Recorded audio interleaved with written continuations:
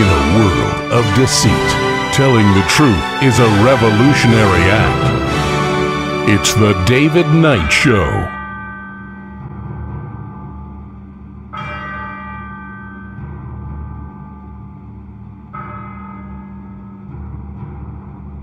As the clock strikes 13, it's Monday, the 12th of January, year of our Lord 2026. Well, we're back again, and we've had some technical issues. We had some new equipment, and we decided to take the Operation Warp Speed approach. Let's just do it quickly and not test it sufficiently. So we had a crash, but we're back again.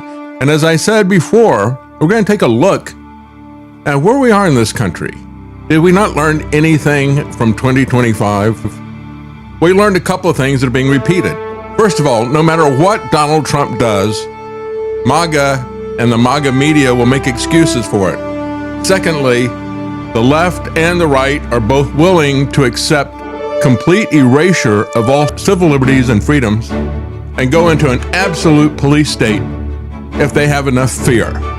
Fear of a virus, fear of immigration, fill in the blank of fear. We'll be right back.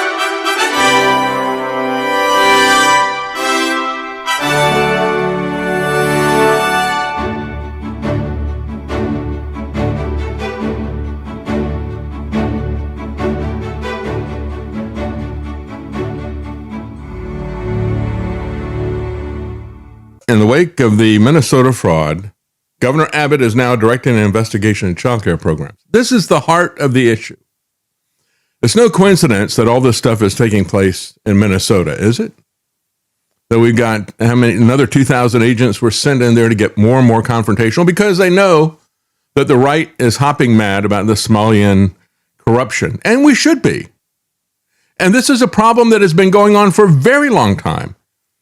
Mainly the fault of Waltz, but the Republicans have fault in this as well. The Trump administration knew about this.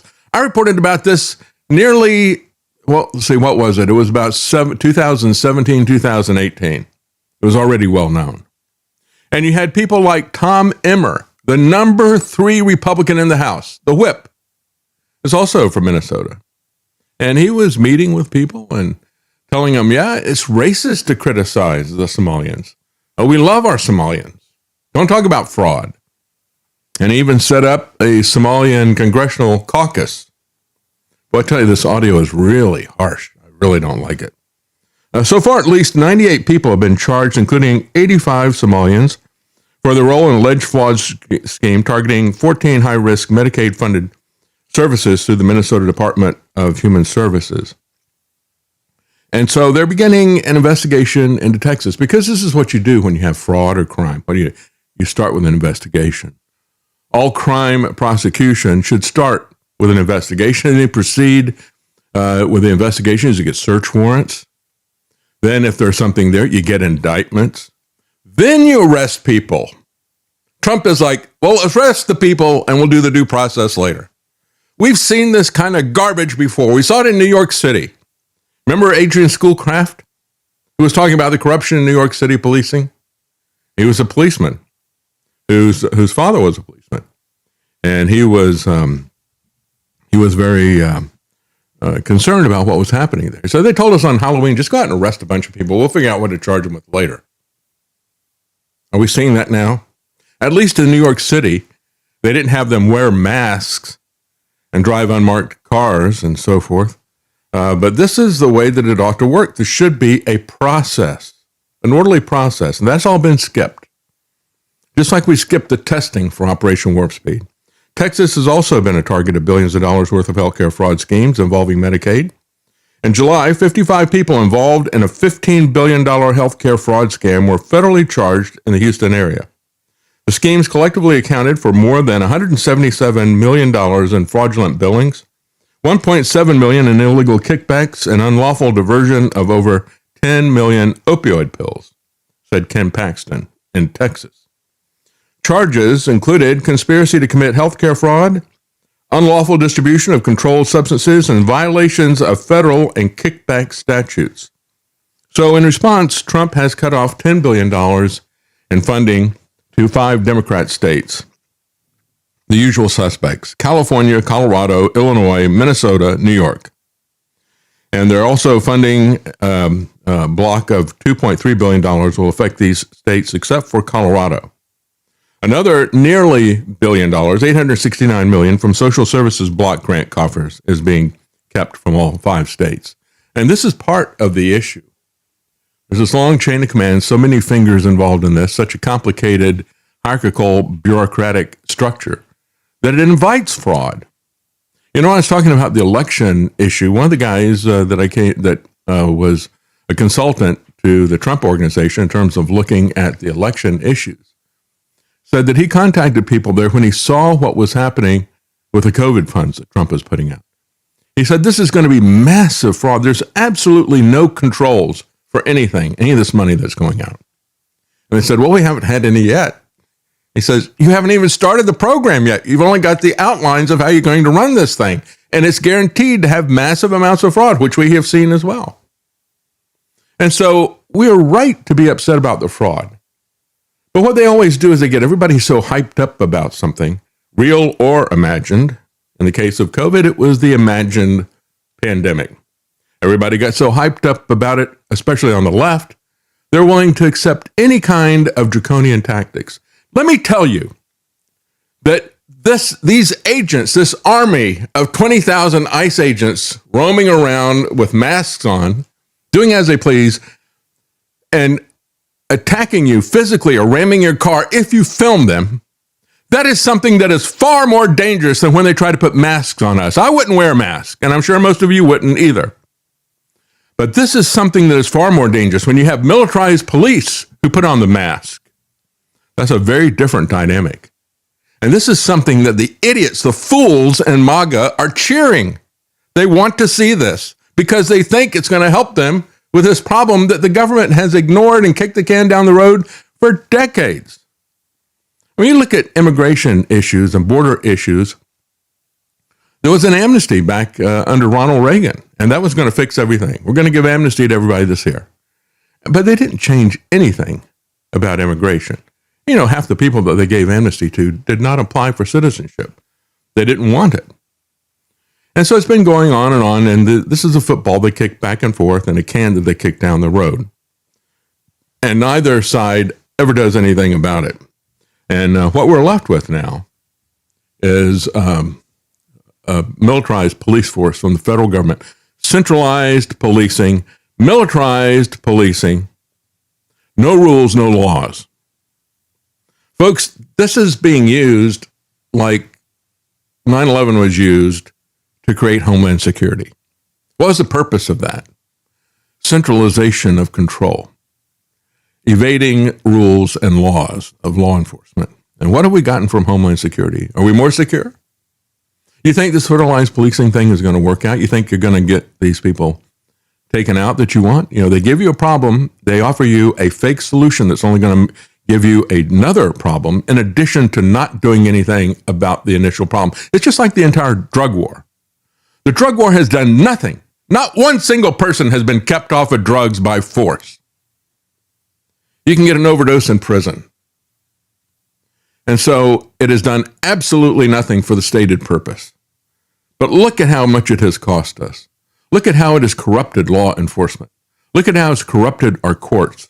Look at how it has destroyed the Constitution and the Bill of Rights, the drug war. And now it has metastasized into a full-on regular war, being used as an excuse by, and I think I'm going to start calling him this, Pepe Escobar, calls Trump the Neo-Caligula. I think that's a good way to describe him. He doesn't deserve to be called Caesar. Caesar was a smart guy. He was a disciplined guy.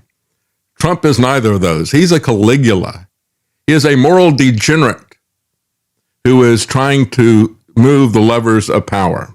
Trump is a Neo-Caligula, not a Caesar, and certainly not a king.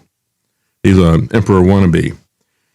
And so as I see the people out there on social media, I said from the beginning, Trump's ICE tactics were designed for not for immigration control, which I favor, but they were designed for confrontation and provocation. ICE is being used to foment a civil war. Both right and left are taking the bait. And like the cops who get in people's faces and scream at them, baiting them to push back so they can beat or kill them, ICE is being used as the institutional equivalent of cowardly schoolyard bullies. Now, when I put that up, I had people saying, I want the immigrants to rape people. Another guy saying, well, I missed the part where Trump told the left to stalk them. No, he didn't tell the left to stalk them. He didn't tell the left to film what they're doing either. He doesn't want it filmed. These guys don't want it filmed. They want to wear their mask, and if you have a camera out, they're going to come after you. And we have seen this repeatedly. Shame on you. Listen, have y'all not learned from the past couple of days? Have you not learned? Learned what? What's our lesson You're not here? supposed to film What me. do you want us to learn? Following federal agents. Give me my phone. And he knocks the phone out of her hand. Yeah, don't you film federal agents? He knocks the phone out of her hand. Haven't you learned? Show me your hands. Obey commands. You're a slave. Get down on the ground. Kiss my feet. I'd rather die on my feet than grovel on my knees to these thugs. And you are a bunch of thugs. You get all hyped up with your militarized weapons and your body armor, and you go out looking for a fight. And if you can't find one, you're going to make one, right? It's hard to imagine if ICE worked this hard to find and arrest all the Epstein clients, right? Said one person. I absolutely agree with that. So, Another thing to point out is that, whether Donald Trump gave the order, if you put two groups of crazy people together, two groups of people that are looking for a fight together, a fight will happen. That's right. These are groups that are diametrically opposed to each other, that hate each other. That's right. They don't and they're tweaking everybody. Mm-hmm. Yep. That's what this is a scenario where it is bound to become violent. It's an inevitability. That's right. And so we got all kinds of provocations happening, but especially from law enforcement. I blame them more than I blame the radical left protesters.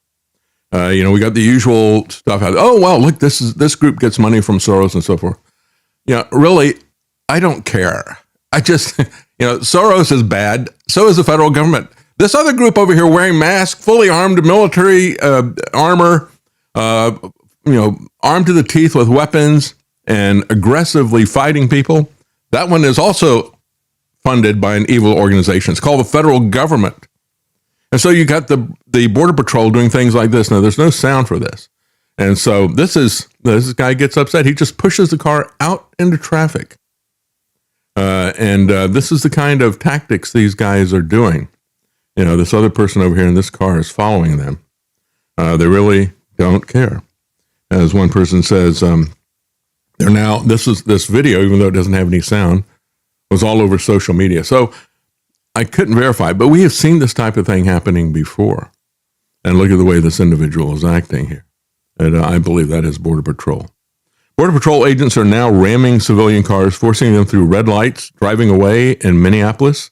In this video, you can see an agent who has their bumper right up against the car, stopped at a red light. No emergency lights, no sirens to say, get out of the way. The agent then accelerates and physically pushes the car through the intersection with the light still red. The car turns, the agent turns, then the agent just drives off. This is not law enforcement. This is reckless, dangerous, illegal. Federal agents do not have legal authority to hit civilian vehicles, force them into traffic violations, or flee the scene. That is vehicular assault. Weren't we just told over and over again that use of a weapon is use of a vehicle as a weapon is terrorism? I think that's the way our government operates now. Because terrorism is the use of force or the threat of force to achieve your social and political goals. I think that's what we're seeing here. Terrorism. So that's an abuse of power, puts everyone on the road at risk. If local police did this, people would be calling it exactly what it is. So why are federal agents being allowed to do it in plain sight? Because they're there to solve a problem. Just like we had to have the masks and the vaccines to solve a problem. So we've got this dangerous problem, and it's got to be solved. So ICE agents Also, in I want to Minneapolis. point out, they did a huge recruitment drive for ICE. Join ICE, join ICE, join ICE. This is another job where you want to be very selective about who you hire. That's right. You want to That's make right. sure that you are hiring someone that has the temperament for this. And if anything, if you look at the recruitment ads, what they're doing is they're recruiting people who've already got a chip on their shoulder. They're looking for people who are politically aligned with Trump. They're looking for brown shirts is what they're looking for out there, not law enforcement. Are you an angry, violent potential criminal that wants to get some revenge on people that you dislike? Come join ICE. That's right. That's not the type of ad campaign you want to run. Are you a calm, collected individual that cares deeply about freedom? Then help us bring freedom back to the United States. But that's not what they're doing at all. And it's schoolyard bully tactics. Take a look at this. This is a guy who is filming. ICE agent doesn't walk up and say, move back or this or that, or I'm going to arrest you, right? Which is, again, not something that you should be arrested for filming the police. But of course, these people aren't police, are they? We can come up with a name for them, but look at this. This guy is filming. Guy walks up to him, just kind of blindsides him. Doesn't even give him a shot that he's going to push him down. Pushes it. That's very dangerous, People can hit their head and be severely injured. This is illegal, says Brian Kassenstein, as it is excessive in terms of force. Courts routinely rule that throwing or violently pushing a non-threatening person to the ground for a minor obstruction is unconstitutional. The legal remedy here would be to pull the man away or gently push him or escort him away. But he doesn't do that because they've been trained to be bullies. The Bully Patrol, BP, not Border Patrol.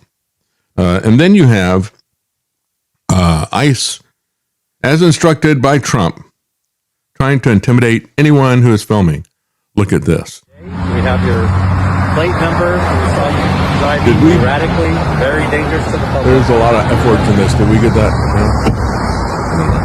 Okay. How you doing? Warning. You're interfering with our operations. Not You at could all. be arrested Not at under all. 18 U.S.C. 111. Nope, not We will arrest Not under you. the Constitution. You've been interfering Take with your our mask operations. off, you coward. Numerous Watch times. what you're doing, dude. Numerous times you've been Not interfering interfering. with our operations. Not interfering. Yes, you are. No, I am not. If you continue, Look how far they had to you walk. will be in handcuffs. You will be arrested.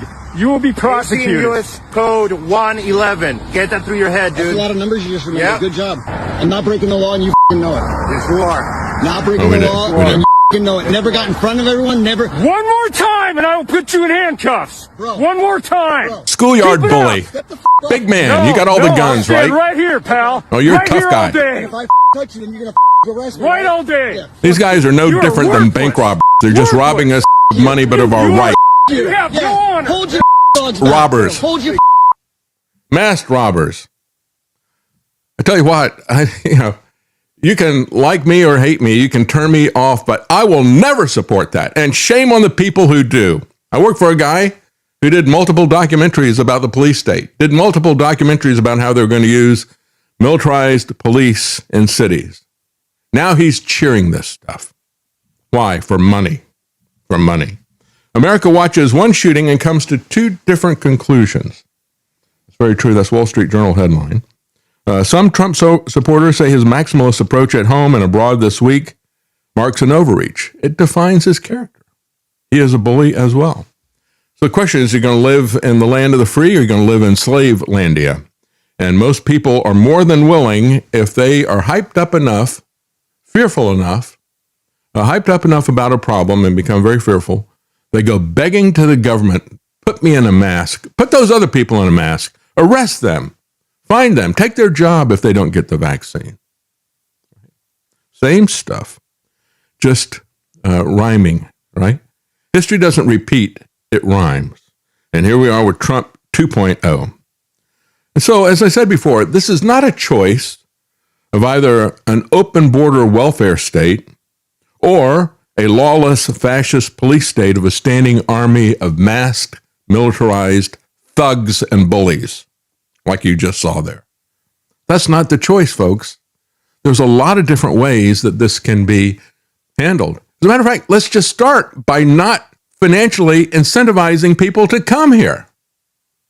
Why, with all the noise and disturbance about drugs, why for years has the U.S. been giving massive amounts of money to the Colombian government, the center of the cocaine trade? Why is that? The only reason that got cut off was because he sassed Trump and taunted him. Oh, you taunt Trump, we'll cut it off. But hey, if you want to, send in massive amounts of cocaine, no problem. We got this drug war thing. That's not about stopping the drugs, folks. That's about power. That's about the addiction to power in Washington.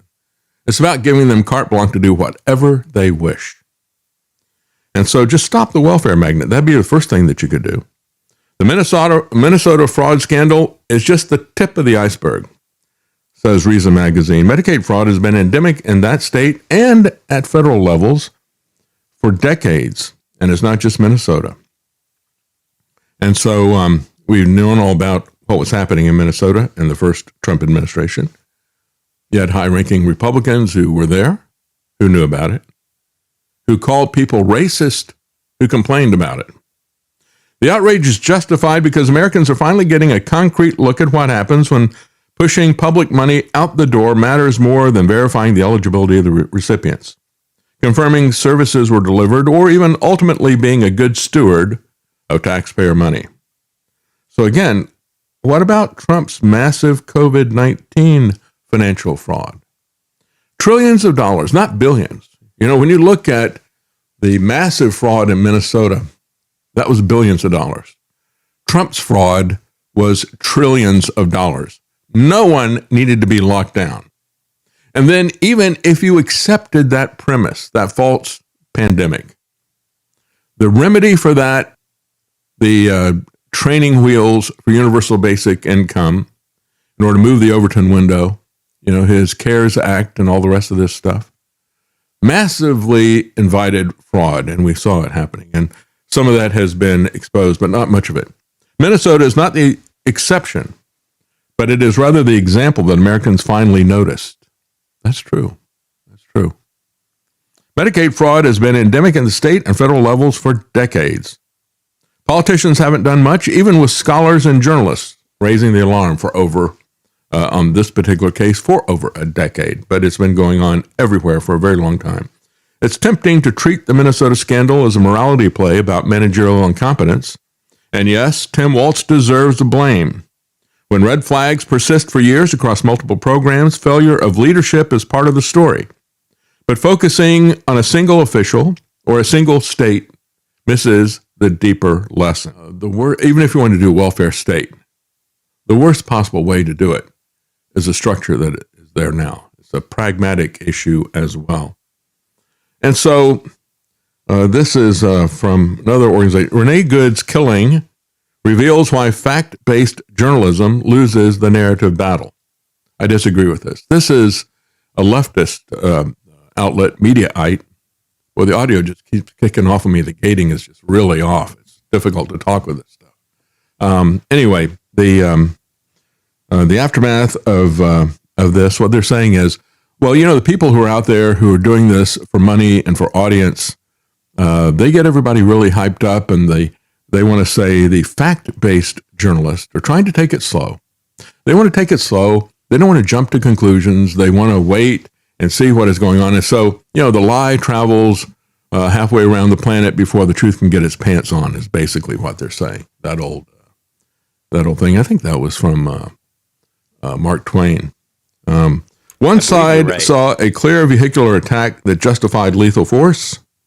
The other saw an unjustified killing followed by an official lie. Each of them accused the other of gaslighting, and each insisted that the facts were obvious. Well, here's the thing. It doesn't have to be laid out the way they're doing it. You don't have to wait and wait and wait to look at this. And it isn't, by the time when you see the video, as they say, they locked in a narrative that was based on tribalism and somebody's political stance. I don't like her. She's got a wife, she says, LGBT. And then, these people, these lefties, they've got to be wrong, that type of thing. And then many people were told what had happened before they actually saw the video.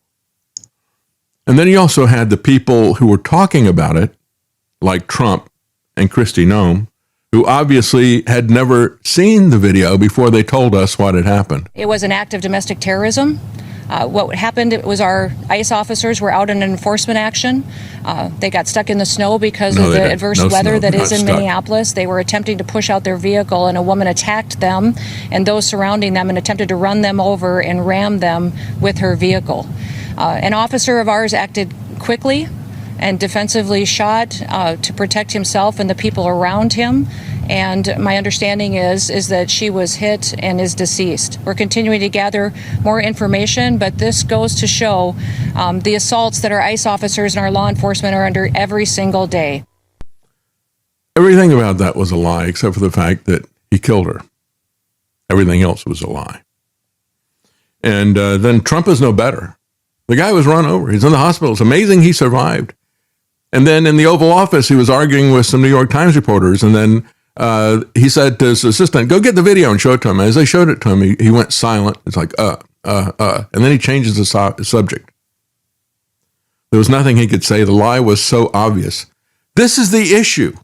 And when I look at people, I've seen people like Juanita Broderick, Ben Garrison, people out there who are jumping in. Well, they should prove it. And we got another video, and that should prove it. And I'm going to show you that other video, the one that was being shot by the murderer. And I call him a murderer. This guy was not run over. He was not injured. This is the guy walking away afterwards. This is also the guy. Yeah, he looks like he's really torn up about killing somebody right then, doesn't he? Poor fellow. Poor fellow. Yeah, he had his balaclava friends wearing the balaclava masks show up and take all of his personal belongings somewhere. We're supposed to feel sorry for him because he's in hiding. He should be taken somewhere where he's behind bars. But people see what they expect to see. They select evidence that confirms their belief. The observation describes how audiences receive information, but it understates how quickly those realities are constructed. And so, as I point out, by the time people saw the video, they'd already been told what happened. And in the case of Kristi Noem and Donald Trump, they'd already told you what had happened, even though they hadn't seen the video. They're just going to push their institution. They're going to push their politics. Forget what's in the video.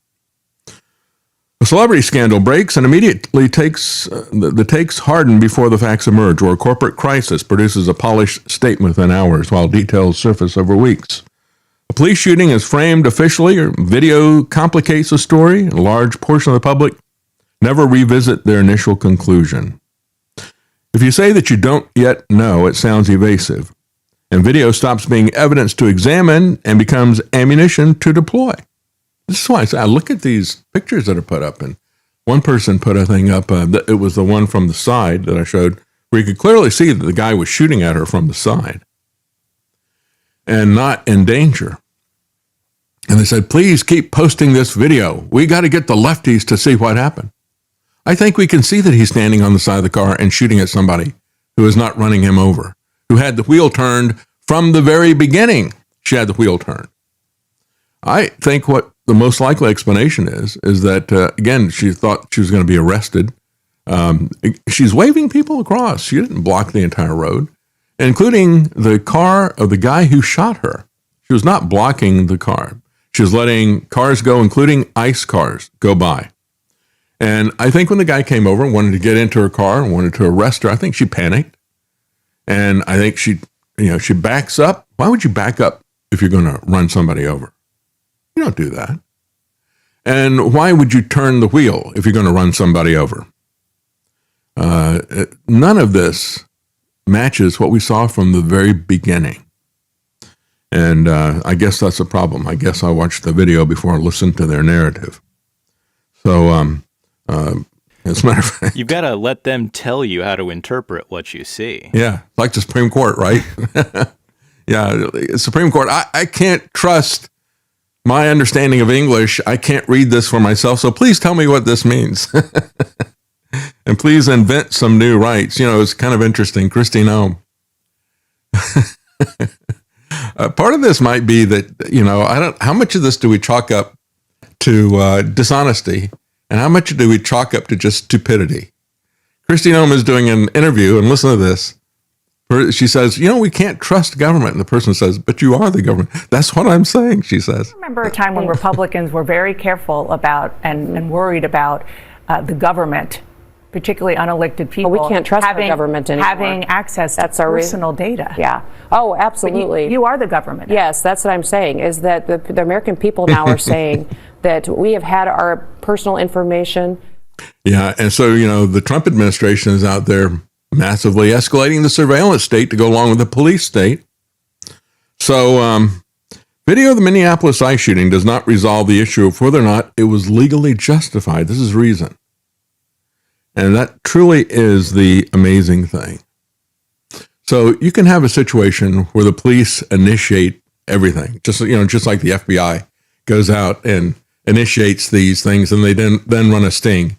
You can have the police go out and initiate an action and say, well, that made me feel threatened. So if I felt in fear of my life, I can kill the other person. And the Supreme Court says that. And reason says that as well. Doesn't matter whether their life was actually in danger. They're allowed to kill you. Think about that.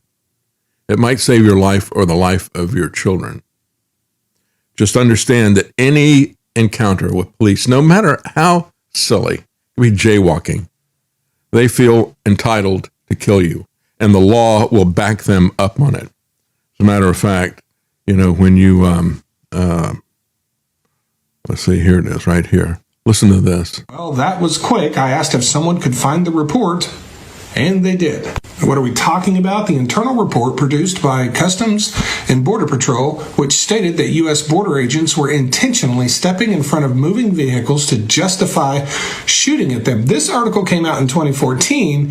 It was based on a report that I couldn't find, but fortunately, someone else found it for me, my good friend Victoria. And here is the report from CBP. And right here on page 8, they found that Border Patrol agents were intentionally stepping in front of vehicles to create justification to shoot the people inside. Most reviewed cases involved nonviolent suspects who posed no threat other than a moving vehicle. It states they were doing this out of frustration. Once again, Jonathon Ross, the man who shot the woman in Minneapolis, was a part of CBP during those years. He was there when that was happening. I will leave a link to that in the comments so you can read it for yourself. Thanks. So the guy who murdered her was at Border Patrol when they had an issue with Border Patrol, kind of a policy, step in front of the car. Now we're threatened because I stepped in front of the car. So now I can kill you. He's already had a situation, and they made a big deal of this with the conservative influencers on X. Well, this may change your thinking. This is a guy who not too long ago was dragged 300 feet by a car and had to have 30 stitches. And so did he learn anything from that? Or is he going to keep repeating those same mistakes? So we're going to take a look at the video that he shot that's supposed to change everybody's mind. Well, I'll see if it changes your mind or not. But the bottom line is that this guy has conducted himself in a way that is not only reprehensible, but threatens his safety and other people. And I talked about how going back even to 1972, 54 years ago, the New York Police Department said at the time, we are not going to shoot into cars just to stop them because it's a vehicle. Somebody's driving away, or even if they're threatening people with a car, we're not going to shoot into the car if they don't have a weapon. Why? Because you're most likely not going to hit them. You're going to most likely hit somebody else, maybe even a police officer. And those are the ones we care about, right? Not the innocent bystanders. So you're not going to shoot them because you're most likely going to hit somebody else besides the driver. And if you do hit the driver, they're just as likely to step on the gas as this woman did when she was killed as to step on the brake or to have their foot just fall to the floor. And now you've got an unguided missile that is very, very dangerous. So he violates all of these rules that are there. Bystander video of the incident immediately cast out on accounts. Footage from various accounts that this is self-defense as we heard from Trump and from Kristi Noem. This is reason. Footage from various angles appears to show the agent, later identified as Jonathon Ross, was not in the path of the SUV when he fired 3 shots at close range. The New York Times reported on Thursday the SUV did move toward the ICE agent as he stood in front of it, the Washington Post noted, but the agent was able to move out of the way and fire at least 2 of 3 shots from the side of the vehicle as it veered past him. And here's, if you take the freeze frames of the spots where you hear the gunshots, this is what it looks like. And a person did a graphic of this. You see shot 1, shot 2, shot 3. And what they did was to make it easier for you to see where this agent is. In the bottom row there, they outline the person's body in green. And so you can clearly see that in shot 2 and 3, the car is passing him. He's well beside the car.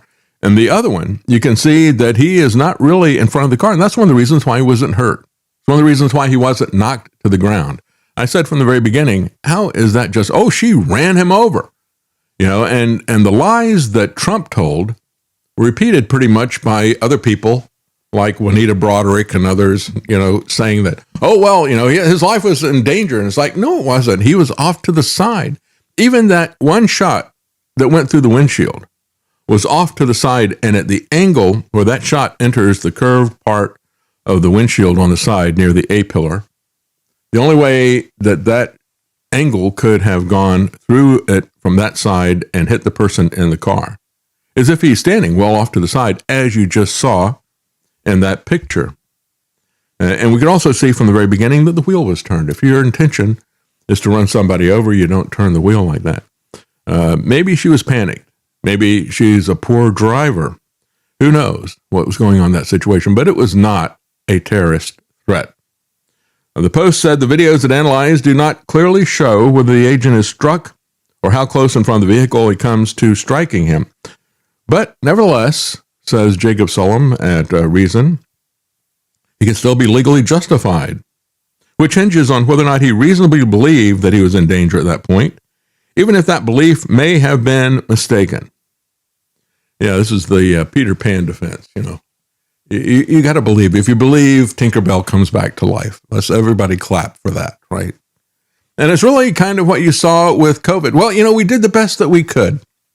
It wasn't malicious. It wasn't intentional. We really thought that there was a pandemic. We really thought that there was a bioweapon that came from the Wuhan lab. And so we had to do all these things to you because of that. It's not justified.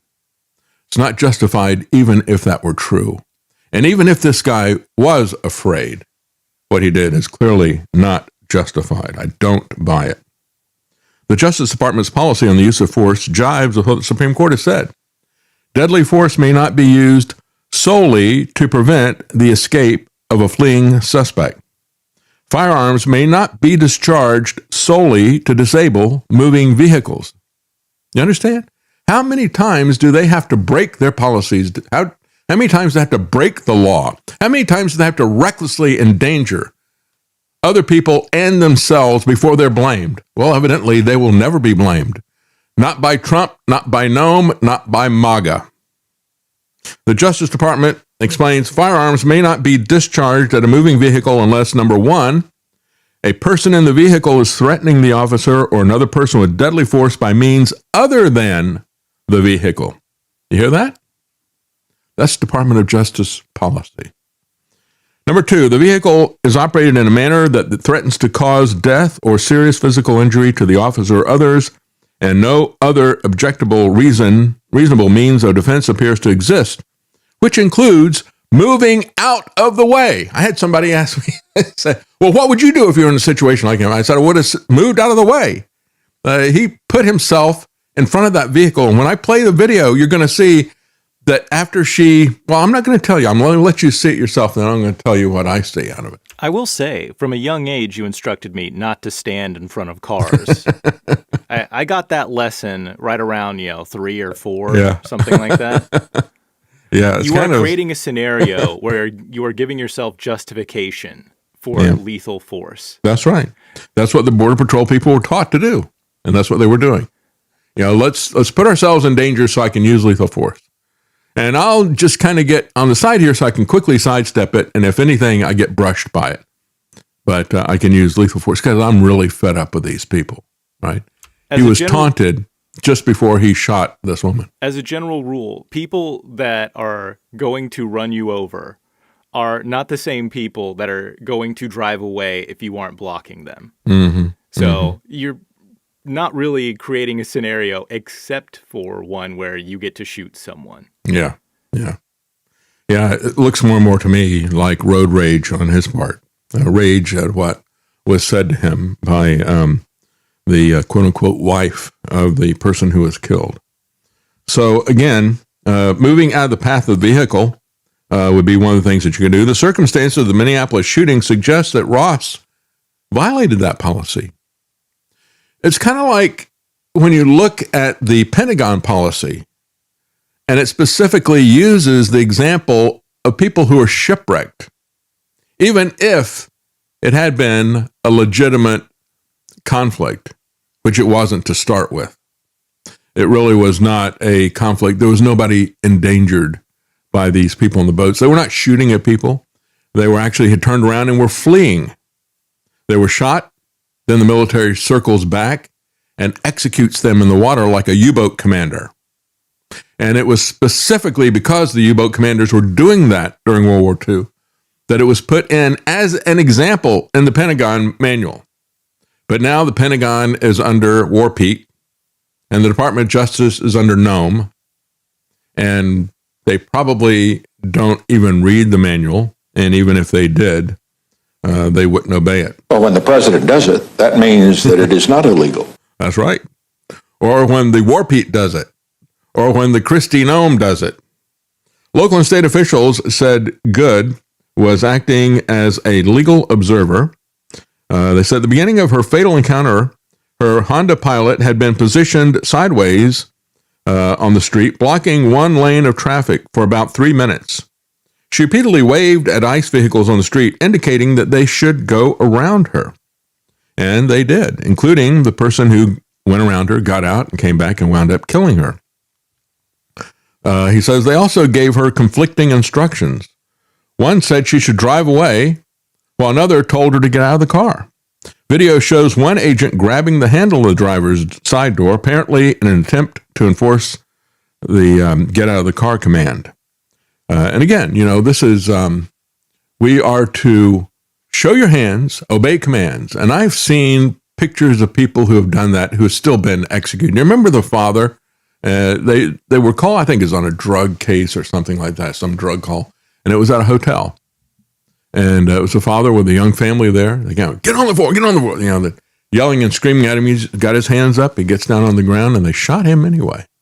Killed him anyway. He's doing everything they said, and he still shot them. When you try to obey a tyrannical government, they will still kill you, folks. Yeah, in that video specifically, they're making him belly crawl along the floor, and his pants start to come down. So he reaches back to try to pull his pants up. Yeah. And that's when they shoot him. Yeah. Yeah, it's amazing. So the SUV backs up a little bit, then begins to move forward. The front wheels turned to the right, away from the agent. That was the first thing I saw. Ross initially is standing near the left front bumper, but he quickly moves out of the way. He fires 3 shots at the car as it moves past him. Again, he was not even knocked down. We've had people who have been knocked down like this. Here's a nice car. Boom, hits the person, knocks them to the ground. Just like, ramming cars at intersections. They can do whatever they want. No wonder they wear masks. No wonder they get so upset if you film them, because they're criminals. All right, so let's take a look at the video. Wait, I got one more thing I want to say. This is where it really got me upset with the Reason magazine article. And they said, so he may not have been justified in killing her. But, we have a system here where all the police have to do is say, I was afraid for my life. And legally, then, he is now justified. That's all they have to do. Local prosecutors, and one example here. Well, let me give this example here. South Carolina, Seneca, South Carolina. And this was a 2015 fatal shooting over a 2-bit marijuana sting.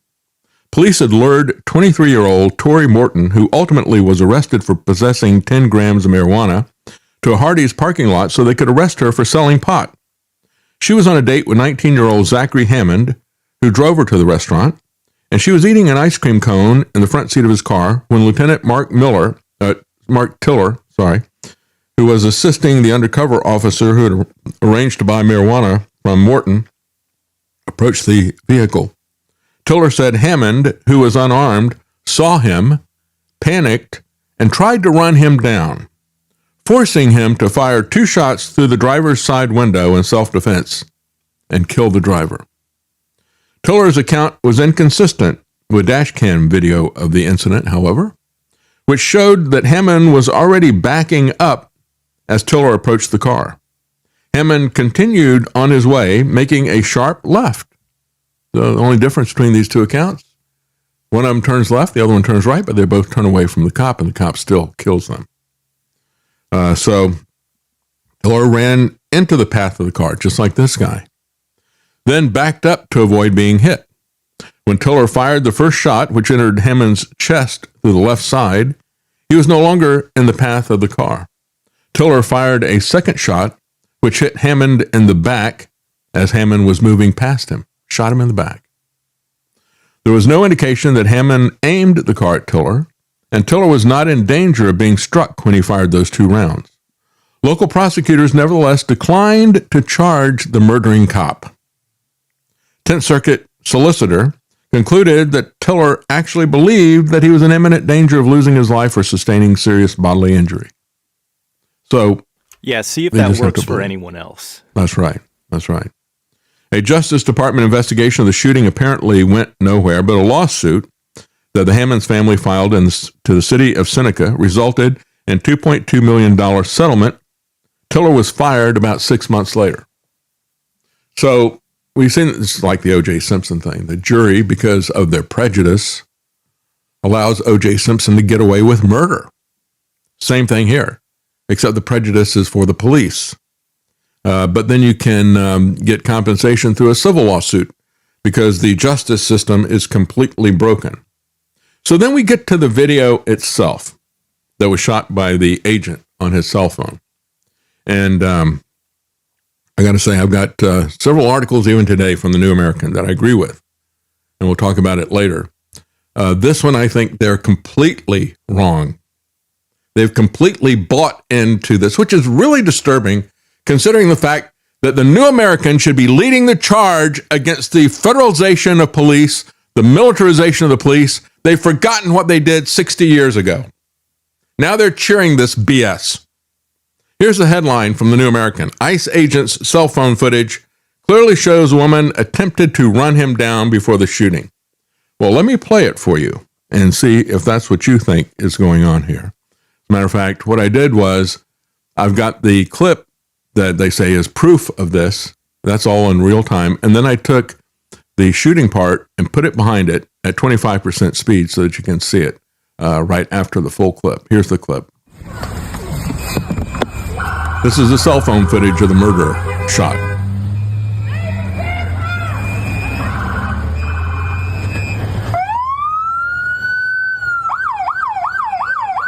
He just got out of his car because she just let him pass. I'm not mad at you. He said, I'm not mad at you. That's okay. We don't change our plates every morning, just so you know. It'll be the same plate when you come talk to us later. That's fine. U.S. citizen, former fucking guy. That's her quote-unquote wife. You want to come at us? Who is taunting him. Get yourself some lunch, big boy. Go ahead. Out of the car. Get out of the car. Get out of the car. Oh! Fucking bitch. Here it is, slow. Right, now look. She's looking off to the side. Now, as she backs up, she's turning the wheel before she even starts to move. But notice that when she stops after the backing, he runs up to the front of the car. Did you see that? Did you see that? Again, jumping in front of the car so he's got an excuse to kill her.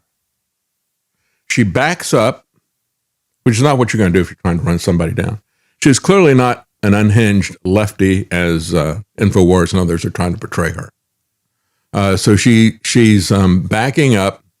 She just said to the guy, "That's okay. I'm not angry with you, dude," or whatever. She's backing up, and then even before she starts to move forward, she's turning the wheel to the right. He runs up as she stops, backing up before she puts it in gear to go forward. He runs forward to the car. You can clearly see that. So again, he's walking around holding the phone. He was able to get in front of the car. As she's backing up, you can see that she immediately turns the car to the right, and then he rushes forward, and then backs up a bit as the car starts to move, and then starts shooting at her. And so, again, the way this is reported in the New American, it shows the woman's attempt to mow down the agent. Is that what you saw? Juanita Broderick, the New American, Ben Garrison, all say that she was trying to run him over. I didn't see that. I watched that over and over again. You should watch that yourself and see, is that really what is happening there? I mean, forget your frustration with the left. Forget your frustration with illegal immigration. Forget your frustration with Somalians. That's a different issue than if we're going to give a green light to cops to execute us, to create a system where they say, well, I was threatened by jumping in front of the car, by rushing forward to the car. That's what I saw. Maybe I'm blinded. I'm sure people will say that. I just got to go with what I saw, and I'm not going to deny what I saw. I don't engage in doublethink. I know what I saw. So again, the woman looked at him and accelerated, knowing that she would hit him. No, she was turning the wheel before she even stepped on the gas, and she didn't accelerate. It'd be the easiest thing in the world. If she wanted to run the guy down, she could just stepped on the gas and gone forward. Why would she back up? None of that makes sense that we're being told by the conservatives.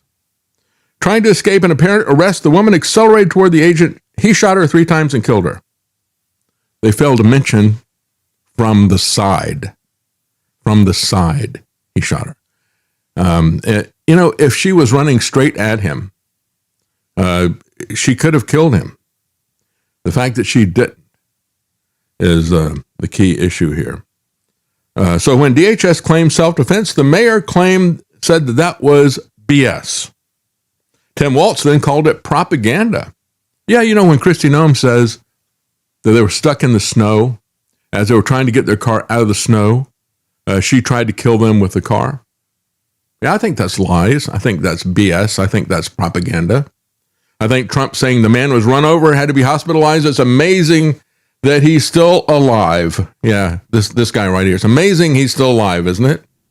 It's amazing they still believe Trump's lies. That's the issue. Democrats repeatedly called the shooting a murder and a cold-blooded killing, said the New American. Well, let me say, I am not a Democrat. I called it murder and a cold-blooded killing from day one. As a matter of fact, that was my title of the show last week. Personally, it's not what we put up, but I put ice cold murder. That's the way I saw it from the very beginning. But I'm not a Democrat, and I'm not a Republican. And I don't subscribe to either of their visions for America. I don't want a welfare great replacement from the Democrats, and I don't want a militarized police state from the Republicans. And that's what both of them are offering us. I reject both of those false choices. Isn't it amazing that they always come up with 2 choices for you?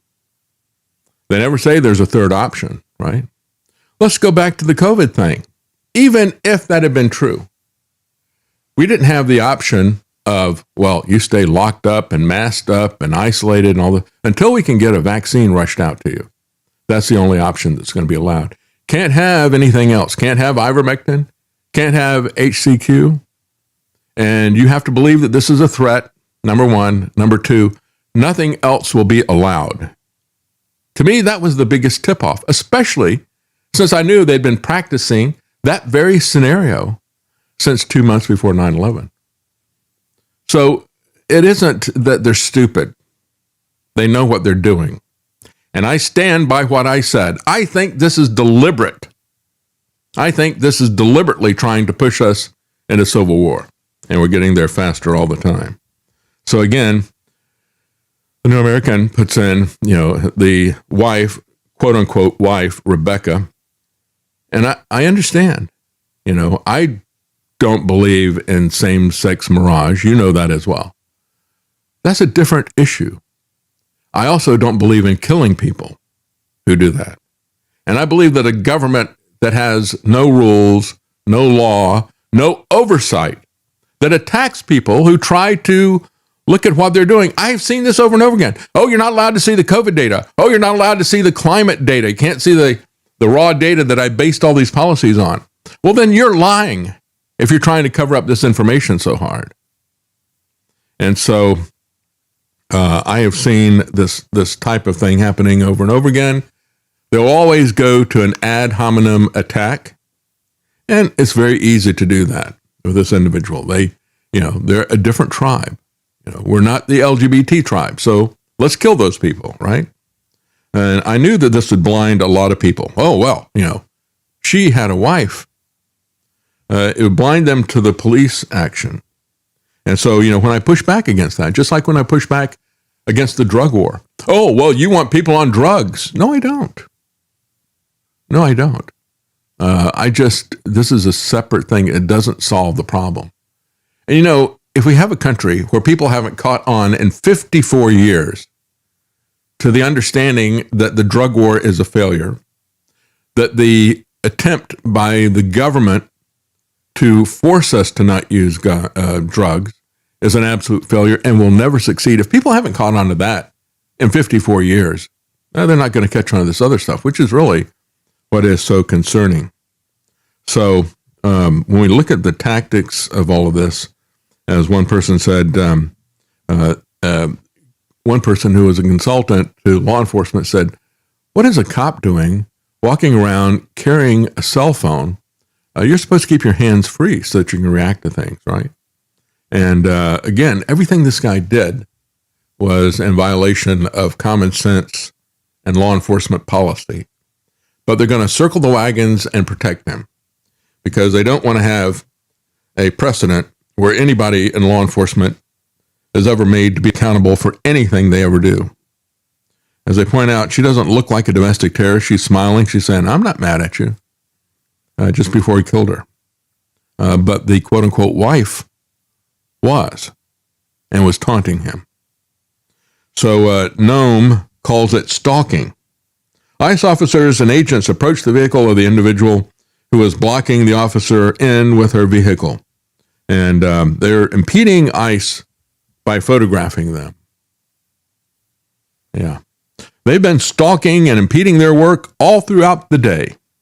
Well, if you're not doing anything wrong, law enforcement, you ought to be okay with being observed in public. These are the people who are putting flock cameras everywhere. They've got cameras everywhere to record us. I had this same discussion with a TSA agent. Remember that, Travis? We went through two separate lines and they were going through Travis. So I pulled out my phone and I started photographing what was happening there. And the guy got really angry with me.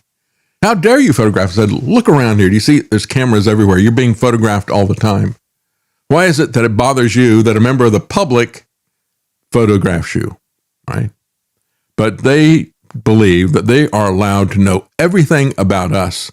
We are not allowed to know anything about them. Does that bother you? That bothers me. That is, I think, very dangerous and foolish.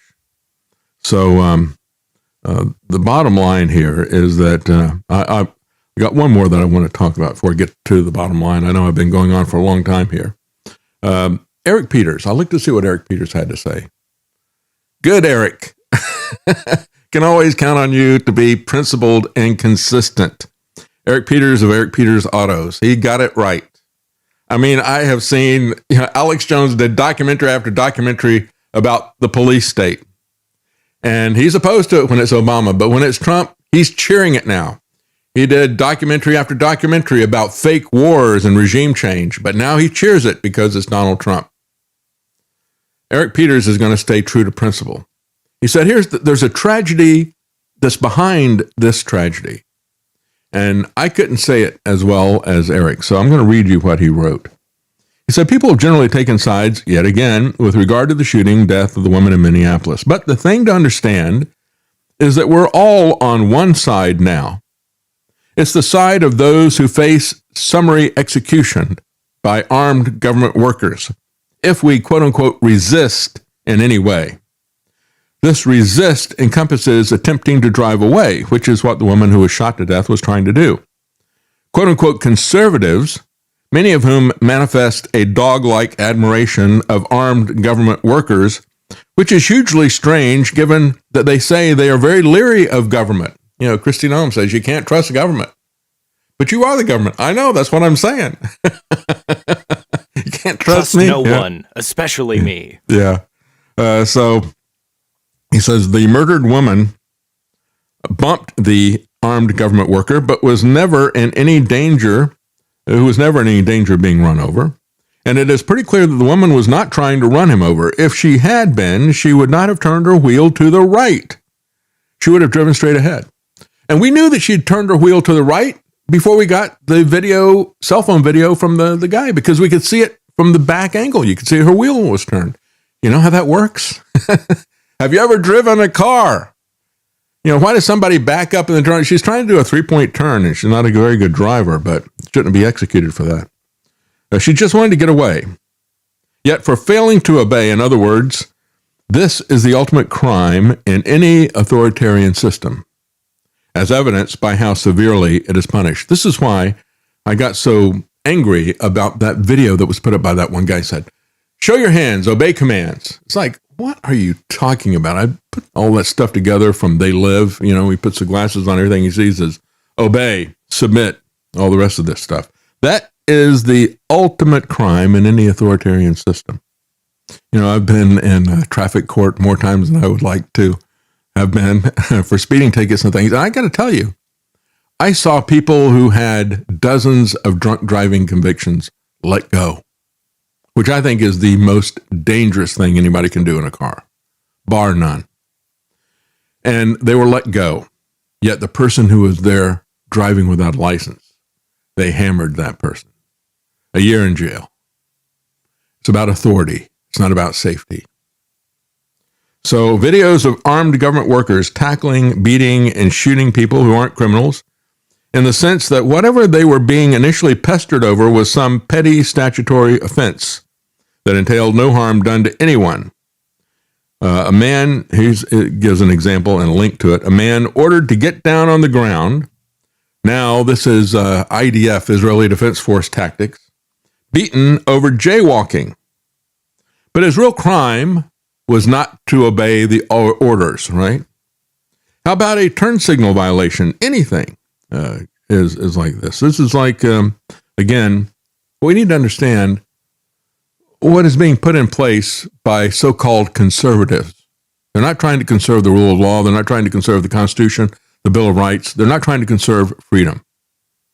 This is like the creation of Homeland, created under a false pretense, a dangerous, unnecessary institution and change of an institution to centralize control and to avoid accountability.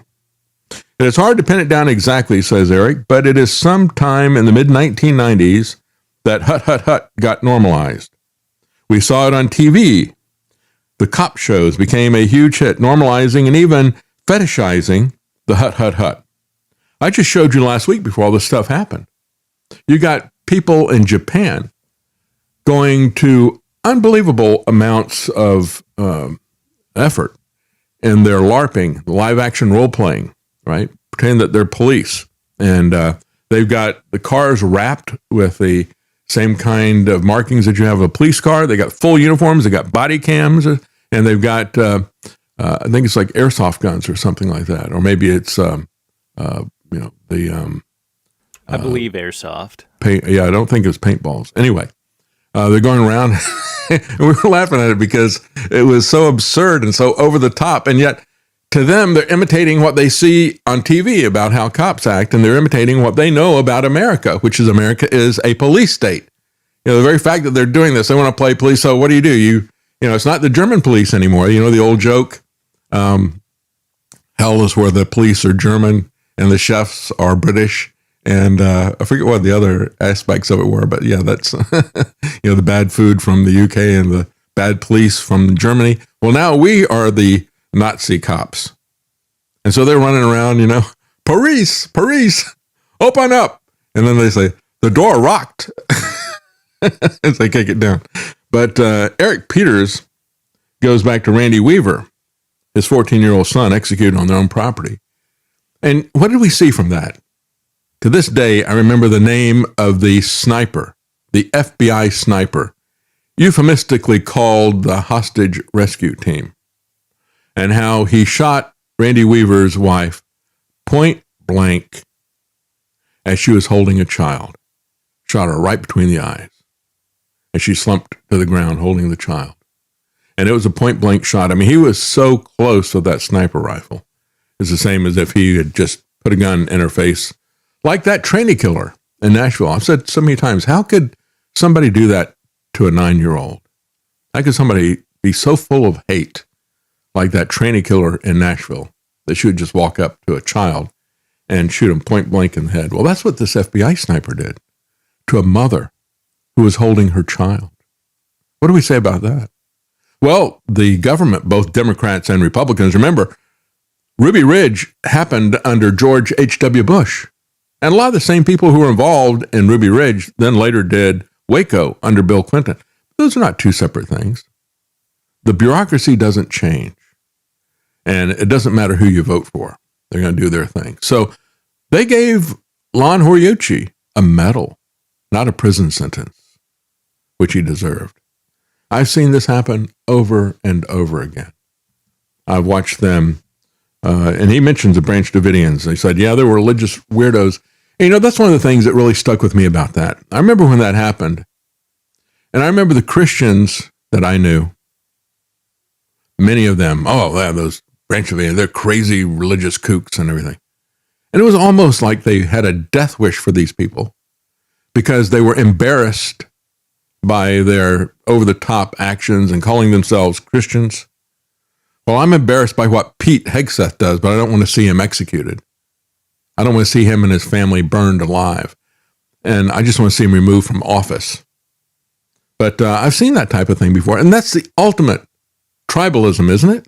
That Christians could say, I don't like their theology. Look what they're doing, And they're marrying kids at young ages and so forth.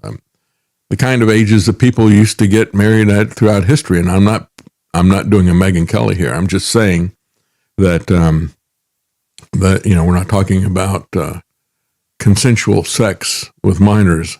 We're talking about parents engaging children to other people, and I'm not supporting that. I'm just saying that was not that much of an historical aberration, but they wanted these people killed. I mean, they really applauded that, thought it served them right. And so that's the kind of tribalism that we have to avoid. And how do you avoid that? You have to look at what is really happening. You have to have some moral principle foundation that you evaluate things from. And you have to be honest with what you're looking at, rather than getting into this Kool-Aid drinking cult called MAGA. So the operators were and are taught to regard the slightest act of recalcitrance as resisting, says Eric Peters, and to respond as if this constituted a threat to their safety. The president and his minions approved that message. No hint of empathy, no expression of rueful sentiment that just maybe things got out of hand. There is no uncertainty about it at all. They cheered it immediately. They gave false details immediately. And I challenge anybody to show me the footage of these guys stuck in the snow. We can all see that didn't happen. We're all coarsened by this. Humanity is diminished by this. The ICE goon who shot that woman could have just stepped aside, and did, by the way, and let the woman go. This is exactly what would have happened in America before the mid-1990s. Cops didn't shoot at people who weren't shooting at them. So who was just people who were just trying to get away from them? Instead, the ICE goon did what he has been trained to do, and what government goons know they can do with impunity. The tragedy isn't primarily that it was done. It is that it can and will be done to any of us because so many of us have accepted it as okay to be done to any of us. That's exactly right. They've all been trained not only to, be Barney Fife, but they fully arm and armor them up and then send them out to push people. So again, Kristi Noem, I thought one of the best exchanges of this was that Kristi Noem and Jake Tapper, and he brings in January the 6th, and I said that from the very beginning. And when you look at this clip of Kristi Noem and Jake Tapper, you see the tribal blindness, I would say, of them both. Jake Tapper is hopping mad about J6, and he thinks all those people ought to go to jail for life. And the peaceful protesters as well. Understand that, there's so many, in a nutshell, you had people show up, and I knew it was going to be an entrapment, and I warned people to stay away from it. I was fired because I called it a grift, because Alex was funding it and making money off of it at the same time. And so when you look at what happened with it, there's a lot of evidence to show that the police escalated and even initiated a lot of this conflict, which is what I said would happen. And then as some people, not all people, some people fought back, you had the police then, that's where these guys start their coverage, the people who are fighting back. And so now we should take everybody that was there. And that's what they did for 5 years. With the help of Bank of America, for example, the Biden administration went after everybody that was there. Even if they weren't there, even if they were just in the general area of Washington and were conservative. They looked at their political background. They looked to see whether they owned guns or whatever. Not that they had guns or they were a threat to anybody. But they just looked at all that stuff, and they came after people, and the punishment that they had, even for the people that were violent, even for the people who were destructive of property, was cruel and unusual punishment. But they lumped everybody together. The conservatives are doing the same thing now. They're lumping everybody together, and they're giving carte blanche to law enforcement, quote unquote, to do whatever they wish.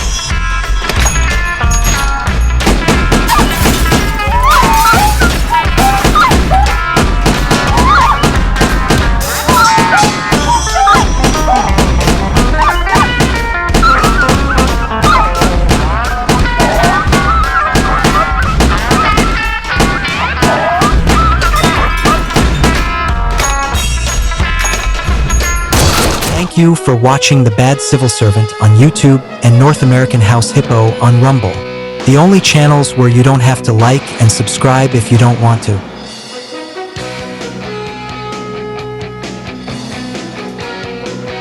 Mr. President, I have ordered the immediate revocation of his green card. Smell you later.